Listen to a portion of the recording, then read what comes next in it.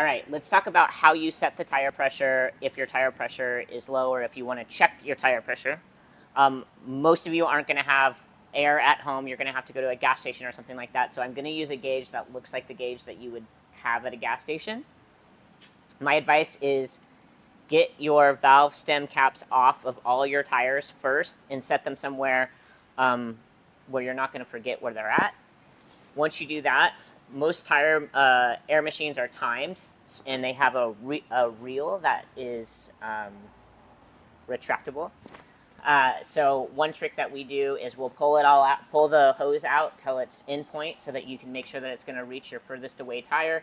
Put your foot on it, and then get your money in the machine so that you can not run out of time before you fill all your tires. Once you've gotten to that point, the air is running. This is how you check your tire pressure. You go ahead and make sure that you have it straight on the valve stem, and then it's going to pop out here and it's going to tell you what your reading is. So on this particular instance, we've got, you can see the 30 mark, and then you can see the little hash marks that each of those represent 2 psi on this particular gauge. If you put it on here and you hear a hissing, you don't have it all the way on. You want to get it all, push it down all the way to make sure that you're not letting air escape, and then fill it to the proper spec. Another handy dandy tool to keep in your glove box is a tire pressure gauge. The ones that you use at the gas station are often not accurate because they've been used so much, so they can be off by a couple psi. So it's nice to have your own in your glove box. Something like this that you can keep in your glove box.